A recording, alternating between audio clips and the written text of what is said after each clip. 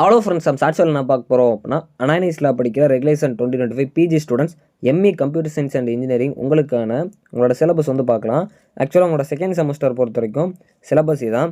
Multicore architecture இருக்கும், AIML இருக்கும், cloud and big data analytics இருக்கும், குவாண்டம் கம்ப்யூட்டிங் இருக்கும், அது மாதிரி எலக்டிவ் ஒன்று இருக்கும். ஸோ இது மாதிரி நிறையா இருக்கும். ஸோ உங்களுக்கான சிலபஸ் பார்த்தீங்க அப்படின்னா எப்படி டவுன்லோட் பண்ணுறது அப்படின்னா, ஆக்சுவலாக நீங்கள் வந்து நார்மலாக வெப்சைட்டில் போய் பார்த்தீங்க அப்படின்னா உங்கள் ஃபோன்லேருந்து பார்க்குறப்போ ஒர்க் ஆக மாட்டேங்கி. அதாவது வந்து எனக்கு அப்டேட் ஆகாத மாதிரி இருந்துச்சு. நீங்கள் ட்ரை பண்ணி பாருங்கள்.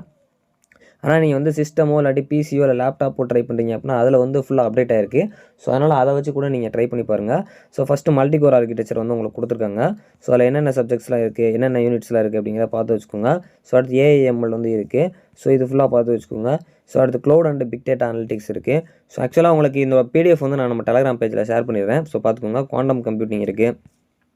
ஸோ அதுக்கப்புறம் advanced software testing and quality assurance இருக்குது. ஸோ இந்த மாதிரி வந்து இங்கே வந்து அகில் மெத்தடாலஜிஸ் இருக்குது. ஸோ கண்டிப்பாக இந்த செகண்ட் செமஸ்டர் பொறுத்த வரைக்கும் உங்களுக்கு ஒரு எலக்டிவ் பேப்பர் எடுக்கிற மாதிரி இருக்கும். அதேமாதிரி வந்து கீழே வந்து கொடுத்துருந்த மாதிரி இருந்துச்சு. ஸோ ஓவராலாக பார்த்தீங்க அப்படின்னா இதுதான் அவங்களோட சிலபஸ். நான் இதை பற்றி உங்களுக்கு ஃபுல்லாக வந்து நம்ம டெலகிராமில் வந்து இந்த பிடிஎஃப் ஷேர் பண்ணியிருக்கேன்.